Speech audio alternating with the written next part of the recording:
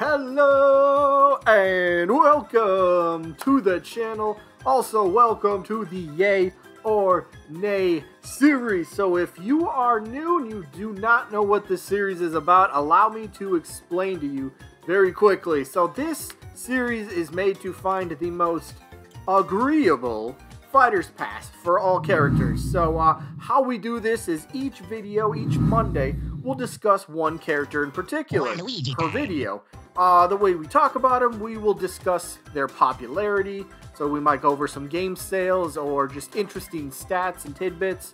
Maybe we talk about some relevancy, like when's the last time they actually had a game or made an appearance. And we'll even talk about some of their potential moves for their moveset. Why not? So basically how this works is you guys will down in the comments tell me yay or nay. Please start your comment with yay or nay and then dive into the reasoning for how you personally feel. Like, okay, yay, I like this character, or nay, I don't like this character. So it's a pretty simple idea. So yeah, again, I can't stress it enough. Please be clear with your answer. I do get people that make it very confusing and they never give a clear answer, so that's why I gotta emphasize, be clear with your answer. Either way, yay or nay, or unsure, those are your options. So again, if I cannot tell who your answer or what your answer is for, I'm gonna mark it as unsure. But then after that, each week we will get updated stats for everyone to see where they sit in terms of being a wanted character in Super Smash Bros. So that's it for the intro. Let's jump into today's character. Well, our first Sony character for the Yay or Nay series. Our first PlayStation character. And no, Crash Bandicoot, Spyro the Dragon, and Lara Croft are not PlayStation characters. They might have deep-rooted history with the brand, but they're, you know, Crash and Spyro, they're owned by Activision, and Lara Croft is owned by Square. So, yeah, they're not, Kratos is our first actual PlayStation character in the Yay or Nay series. So this one will be interesting to say the least. Depending on, you know, how everyone views the character. Do you want Kratos in Smash Bros? Would you think that would be a good idea? I mean, that's what the Yay or Nay series is all about. So, yeah, Kratos is, well, he's definitely a long shot of a character.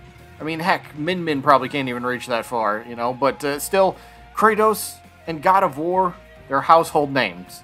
They're very respected, they're loved, they're cherished, and, you know, that's just to name a few things, right? Like, could keep going on and on, but, like, seeing this God of War, you know, Kratos himself battling inside Super Smash Brothers, you know, against, like, some plumber or maybe even Electric Mouse, or even, heck, that Super Soldier that Square let us borrow, or let Nintendo borrow for a couple games. That'd be quite the spectacle to witness, wouldn't it? Kratos versus Mario, Kratos versus Cloud, come on. Who doesn't want to see that type of battle? All in one game? You gotta be kidding me. If you say no, you just don't like video games. Plain and simple. But, yeah, so Sony allowing Kratos to be in Smash Bros., allowing that to happen, yeah, it kind of seems like it's one of those things that will never happen. But isn't that kind of what most of us said about Cloud Strife in Smash Bros? I mean, heck, I was in that boat. I was a dreamer. I wanted to see Cloud in Smash, but I knew that was, at the time, I thought it was impossible. But then Nintendo went and did Nintendo things and somehow made it work. So, crazier things have happened, and maybe crazier things are still to come. So, why don't we take a look at Kratos and the God of War series and see if it's worthy of a spot in Smash Bros. By the way, it is. So, we'll start with the series. The God of War series started back on the PlayStation 2, with it releasing on March 22nd of 2005. That was the first God of War game. So, yeah, it became a huge hit for PlayStation fans everywhere. The game itself was so good. It was the storytelling, the character work. It was very impressive on how everything came together. The gameplay, just everything about it was very good. So much so that a sequel was actually released just 2 years later with God of War 2. Eventually, turning into, you know, God of War, it turned into what a lot of PlayStation fans are calling the flagship IP for Sony, because that's kind of a big debate with Sony fans. Like, who's the actual #1 for Sony? Is it Kratos, Nathan Drake, Ratchet and Clank, Sackboy? Joel and Ellie, like, who is it? Like, do they have one that stands out? Kratos might have something to say about that. So, you know, being arguably the flagship IP for Sony, you know, I mean, the series is well, it's a massive success, right? But like, check this out, right? The series itself has sold over 51 million copies, and this was as of November of 2020, so that's a few months ago. But look, as of for God of War, the one that released on the PlayStation 4 in 2018, that game alone is estimated to have sold around 20 million copies. With the franchise selling over 51 million and one single game itself responsible for 20 million, this series, it's a seller, no doubt. It's something fans look forward to. It's a system seller, right?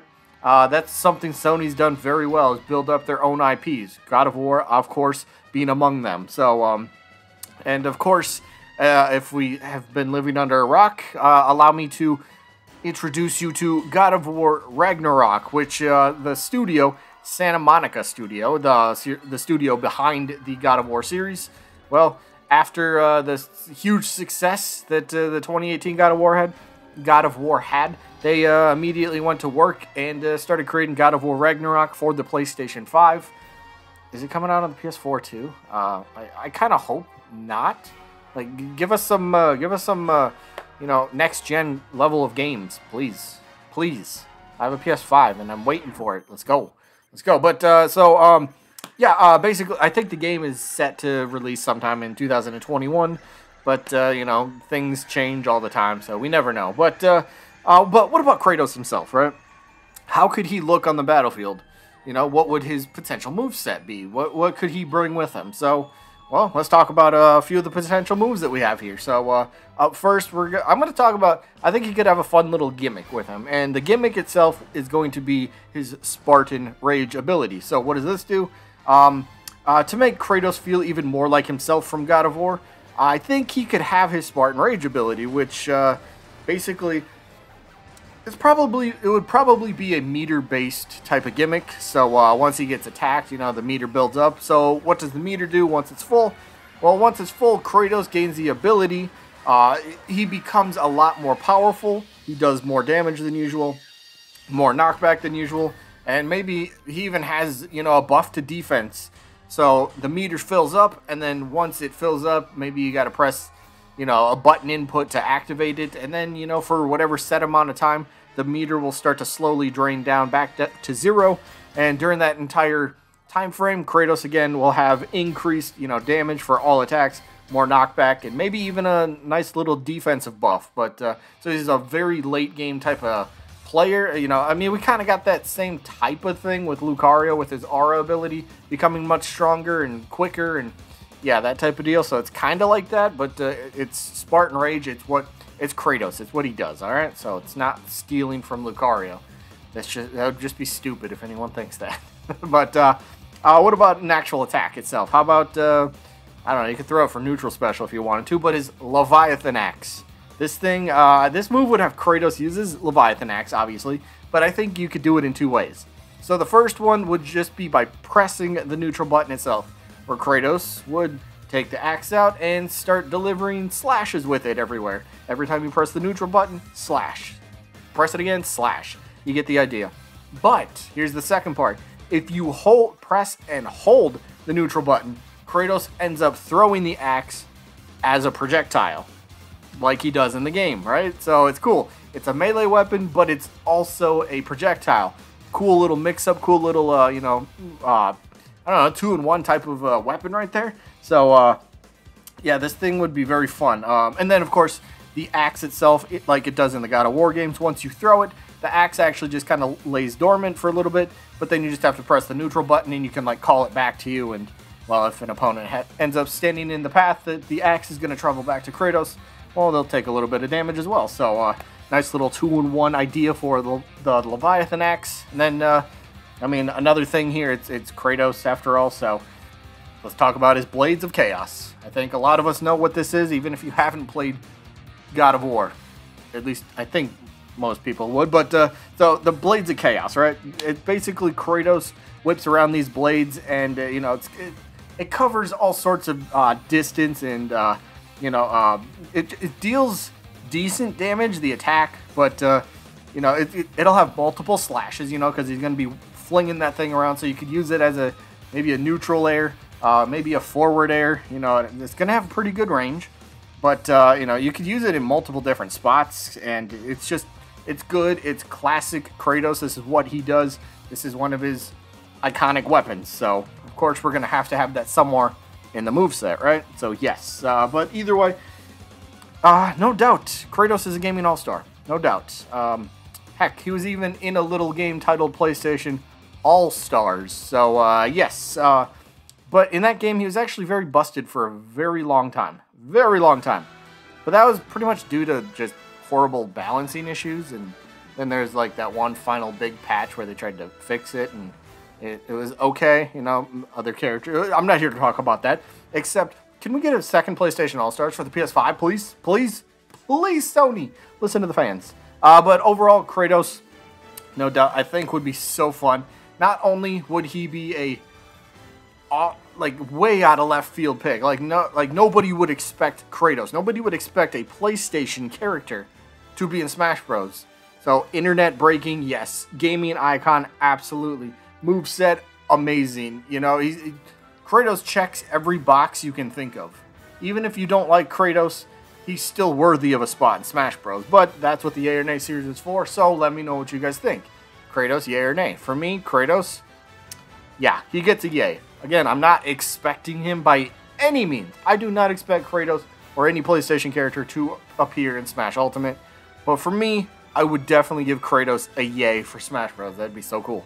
Just the iconic matchups you can see. I mean, I can't turn that down. I can't turn that down. So let me know what you guys think down in the comments, yay or nay. And yeah, that is going to be it for this one. Again, friendly reminder that there's a second video today. The updated yay or nay stats. We're going to get the stats from last week's character, which was Scorpion from Mortal Kombat. So yeah, we'll see how many people listen to me when I pretty much proved that Mortal Kombat's not banned in Japan. But yeah, I got to read the comments and got to tally up those votes. But either way, that is it for this one. Hope you guys enjoyed. And I guess I'll see you when I'm looking at you.